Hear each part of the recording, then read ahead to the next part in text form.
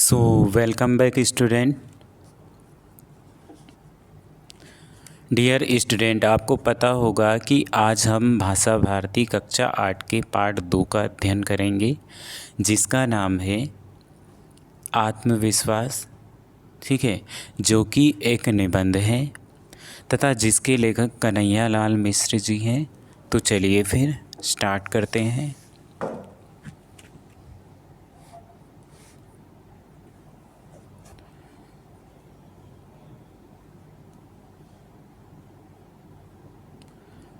सर्वप्रथम हम पढ़ेंगे पाठ परिचय। जीवन में सफलता प्राप्त करने का एक शक्तिशाली मंत्र है आत्मविश्वास। यानी कि आत्मविश्वास हमारे पास होगा तो हम किसी भी कठिन से कठिन कार्य को आसानी से कर सकते हैं। ठीक है, हमें अपने जीवन में पग पग पर कठिनाइयों का सामना करना पड़ता है। इस जीवन संग्राम में वही सफल होता है जिसे अपनी शक्ति और अपने प्रयासों पर विश्वास हो। ठीक है, प्रस्तुत निबंध में निबंधकार ने इतिहास से अनेक उदाहरण देते हुए इसी सत्य को सिद्ध किया है। चलिए चैप्टर की शुरुआत करते हैं। बाली से कौन लड़ सकता है महाराज, क्यों ऐसी उसमें क्या बात है। एक व्यक्ति दूसरे व्यक्ति से कह रहा है, यानी कि जो सुग्रीव हैं वो किससे कह रहे हैं, श्री राम जी से कह रहे हैं कि बाली से कौन लड़ सकता है महाराज। उसके ऊपर श्री राम जी पूछ रहे हैं, क्यों ऐसी उसमें क्या बात है। महाराज, उसे ऐसा वरदान प्राप्त है। ये कौन कहते हैं, सुग्रीव। सुग्रीव कहते हैं कि महाराज, उसे ऐसा वरदान प्राप्त है कि जो उसके सामने आता है उसकी आधी ताकत आधी शक्ति उसमें आ जाती है और वह आसानी से उसे पछाड़ देता है, मतलब उसको हरा देता है या फिर गिरा देता है। सुग्रीव ने राम से अपने भाई बाली के संबंध में यह बात कही थी। दूसरे की सामने वाले की आधी ताकत अपने में खींचने की शक्ति का जो वरदान बाली को प्राप्त था वह हम सबको भी प्राप्त है। ठीक है, विडंबना मतलब समस्या यह है कि हमने कभी उसका उपयोग नहीं किया है, इसलिए विरोधी हमें पीटते रहते हैं और हम उस पीटने को अनिवार्य समझकर पीटते रहते हैं। सच बात यह है कि जब कोई विरोधी हमारे सामने आता है तो हम अपनी आत्महीनता से, कायरता से यानी डरपोकपन से, कुसंस्कार यानी हमारे बुरे संस्कारों की वजह से, आत्मविश्वास की कमी से विरोधी का और अपने बल को तोले मतलब अपने बल को आंके बिना ही उसे अपने से शक्तिशाली मान लेते हैं। पेज पलटे, अपने से शक्तिशाली मान लेते हैं। बस यही मानना हमारी शक्ति को आधी कर देता है। बस ऐसा ही मानना क्या कर देता है, हमारी शक्ति को आधा कर देता है और हमसे ही वह आधी शक्ति हमारे विरोधी को प्राप्त हो जाती है। यानी कि हमारा जो विरोधी है, बस हम ऐसा सोच लेते हैं तो क्या होता है, आधी शक्ति हमारे विरोधी को प्राप्त हो जाती है और इस अर्थ में हम उससे आधे रह जाते हैं। इसमें आत्मविश्वास हो तो उससे हम विरोधी को आत्महीन कर सकते हैं, उसकी आधी शक्ति अपने में ले सकते हैं। आत्मविश्वास की सबसे बड़ी दुश्मन है दुविधा। दुविधा यानी कि असमंजस। दुविधा एकाग्रता को नष्ट कर देती है, आदमी की शक्ति को बांट देती है, आधा इधर और आधा उधर। बस इस तरह आदमी खंडित हो जाता है। ठीक है, मेरे एक मित्र अपनी पत्नी के साथ जंगल में एक पेड़ के नीचे बैठे बातें कर रहे थे। कवि कहते हैं कि मेरा एक मित्र अपनी पत्नी के साथ जंगल में एक पेड़ के नीचे बैठकर बातें कर रहे थे। बातें करते करते पत्नी सो गई। वे उपन्यास पढ़ने लगे। अचानक उन्हें लगा कि सामने से भेड़िया चला आ रहा है, जबकि उन्होंने देखा नहीं है, पर उनको ऐसा लगा कि भेड़िया आ रहा है उनकी तरफ। ठीक है, भेड़िया एक खूंखार जानवर, बस उन्होंने क्या सोचा कि भेड़िया तो बहुत खूंखार जानवर होता है। ये सोचकर वे इतने घबरा गए कि पत्नी को सोता ही छोड़कर भाग खड़े हुए। भाग्य से तो कुछ ही दूर, मतलब उनके भाग्य से कुछ ही दूर उन्हें एक बंदूक वाला आदमी या व्यक्ति मिलता है। वे उनके पैरों में गिर पड़े। वे व्यक्ति उनके पैरों में गिर गए जो बंदूकधारी था। मेरी पत्नी को बचाइए, भेड़िया उसे खा जाएगा। ये रटते हुए वो उस बंदूकधारी के आगे गिड़गिड़ा रहे हैं। शिकारी दौड़ा उनके साथ पेड़ के पास आया तो उनकी पत्नी यथापूर्व मतलब पहले जैसे ही सो रही थी। उसको कोई असर नहीं हुआ और भेड़िया उसके पास रखी टोकरी में मुंह डाले पूरियाँ खा रहा था, यानी कि उसमें जो पूरियाँ रखी थी वो खा रहा था। ठीक है, चलिए पेज पलटें। कहाँ है भेड़िया? शिकारी ने बंदूक साधते यानी कि उठाते हुए पूछा।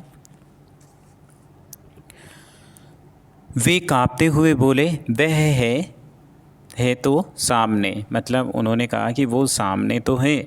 शिकारी बहुत ज़ोर से हंस पड़ा। भले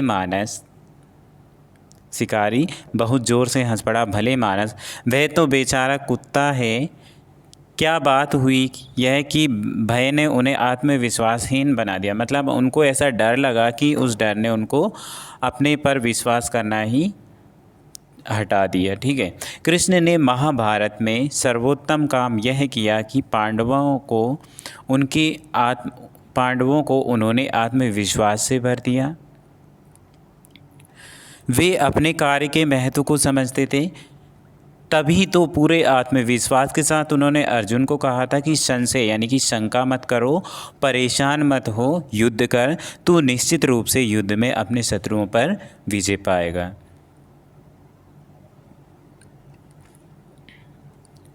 नेताजी सुभाष चंद्र बोस जब आईपीएस की परीक्षा में या प्रतियोगिता में बैठे तो अंग्रेज परीक्षक ने पूरी तेज़ी से घूमते हुए बिजली के पंखे की ओर इशारा कर उनसे पूछा, क्या इसकी पंखुड़ियाँ गिनी जा सकती हैं?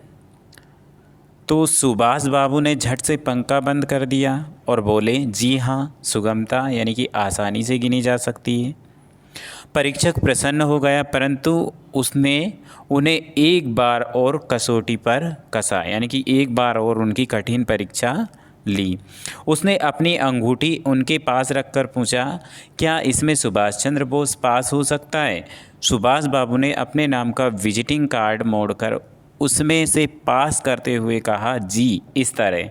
यह अटूट आत्मविश्वास इसके अभाव में जिसके बिना मैं यदि वे घबरा जाते और ऊट पटांग मतलब कुछ भी जवाब दे देते तो फेल हो जाते। दूसरी, हमारी क्षमता पर विश्वास करें, यानी कि अपनी खुद की कैपेसिटी पर बिलीव करें और हमारी सफलता को निश्चित मानें। इसके लिए आवश्यक शर्त यही है कि हमारा अपनी क्षमता और सफलता में अखंड विश्वास हो। हमारे भीतर उगाव है, हमारे भीतर जो अंदर का भय है, शंकाएं हैं और अधैर्य मतलब धीरज ना होना, ऐसे डायनामाइट हैं जो हमारे प्रति दूसरों के विश्वास को भी खंडित कर देते हैं। ठीक है, हमारे विद्यालय में जो नगर से दूर जंगल में था, 14 वर्ष का एक बालक, हमारे विद्यालय में लेखक कहते हैं कि हमारे विद्यालय में हमारा जो विद्यालय वो नगर से बहुत दूर जंगल में था, वहाँ 14 वर्ष का एक बालक अपने घर से अकेला पढ़ने आया करता था। कुछ महीने बाद दूसरा बालक भी उसके साथ आने लगा, यानी कि उसका जो दूसरा बालक होगा वो भी उसके साथ आने लगा। वे दूसरा बालक बड़ा ही डरपोक था, मतलब वह डरता था। वह भूतों और चोरों की कहानियाँ उसे सुनाया करता था। इसका ऐसा प्रभाव पड़ा, यानी कि उस बच्चे ने भूतों और चोरों के बारे में ही सुना था, ठीक है। तो उस पे ऐसा इफ़ेक्ट पड़ा कि पहला बालक भी डरपोक हो गया और वे दोनों प्रतीक्षा करते रहते कि मैं चलूं तो वे भी मेरे साथ चले, ठीक है। तो सूत्र यह बताता है कि हतोत्साहियों मतलब जिसका उत्साह नष्ट हो गया हो, निराशावादियों संसार को निराशा एवं उदासीनता से देखने वाले व्यक्ति, निराशावादियों, डरपोकों और सदा असफलता का ही मरसिया पड़ने वालों के संपर्क से दूर रहो।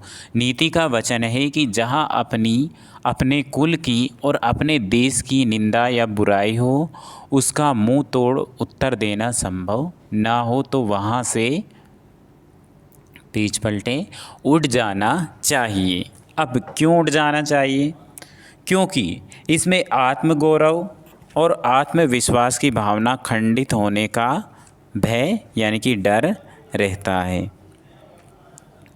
अनुभव वाणी है। मनुष्य के जीवन के लिए इससे अच्छी और कोई बात नहीं है कि वह सदा महानता का अनुभव करता रहे।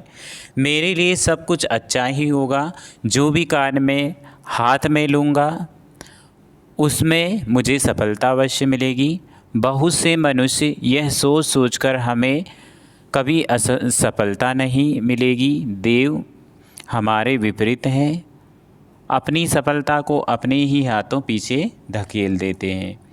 उनका मानसिक भाव सफलता और विजय के अनुकूल बनता ही नहीं, तो सफलता और विजय कहाँ? यदि हमारा मन शंका और निराशा से भरा है तो हमारे कर्मों का परिचय भी निराशाजनक ही होगा, क्योंकि सफलता की, विजय की, उन्नति की कुंजी तो अविचल श्रद्धा ही है, मतलब खुद पर विश्वास ही है। क्या मैं अभागा हूँ? क्या मैं भाग्यवान हूँ? इन प्रश्नों का सही उत्तर जानने के लिए किसी ज्योतिषी से पूछने की आवश्यकता नहीं है। इसके लिए तो आप स्वयं अपने आप से पूछिए कि आप अपने को अभागा अनुभव करते हैं या फिर भाग्यशाली या भाग्यवान। तो कोई आपको भाग्यवान नहीं बना सकता और भाग्यवान अनुभव करते हैं तो कोई अभागा नहीं बना सकता। अपने मन को सफलता, विजय, सौभाग्य और श्रेष्ठता के विचारों और भावनाओं से सदा भरपूर रखिए और सफलता, विजय, सौभाग्य और श्रेष्ठता की ओर आगे बढ़ते रहिए। जीवन में उतार चढ़ाव भी हैं, जीवन में उतार भी हैं और चढ़ाव भी हैं। क्या है? उतार भी हैं और चढ़ाव भी हैं। जो लोग हमेशा उतार की ही बात सोचते हैं वे उन लोगों की तरह है जो कूड़ा घरों के पास, जो कूड़ा घर होते हैं वहाँ के पास कुर्सी बिछाकर बैठ जाते हैं, उन लोगों की तरह हैं वो जो ऐसा सोचते हैं और शहर की गंदगी को गाली देते हैं। जन्म से ही अंधी, बहरी, पर विचारक और लेखिका के रूप में विश्वविख्यात हेलेन केलर की यह सूक्ति सदा याद रखिए। क्या है सूक्ति? सुख का एक द्वार बंद होने पर तुरंत दूसरा द्वार खुल जाता है, यानी कि जहाँ चाह वहाँ राह। लेकिन कई बार हम उस बंद द्वार की ओर इतनी तल्लीनता मतलब मग्नता से ताकते रहते हैं कि हमारे लिए जो द्वार खोल दिया गया है हम उसे देख नहीं पाते। युद्ध में वे विजय नहीं होते जो खंदक खाइयों यानी कि लंबे और गहरे गड्ढों को ताकते झांकते रहते हैं। विजय माला पड़ती है उनके गले में जो अपनी संपूर्ण शक्ति को तोलकर यानी कि मापकर छलांग लगा देते हैं, युद्ध करते रहते हैं या फिर कर्मरत रहते हैं, खतरों से खेलते हैं। जीवन के इस अनुभव को कभी मत भूलिए। जो हड़बड़ा के रह गया वो रह गया इधर, जिसने लगाई एड़ वो यानी कि छलांग वो गड्ढे को पार कर गया यानी कि खंदक के पार था। तो चलिए स्टूडेंट, हमारा चैप्टर यहीं समाप्त होता है, ठीक है। और उम्मीद करते हैं कि आपको जितना पढ़ाया गया है सब आपने समझा होगा। तो फिर मिलते हैं नेक्स्ट क्लास में, तब तक के लिए बाय।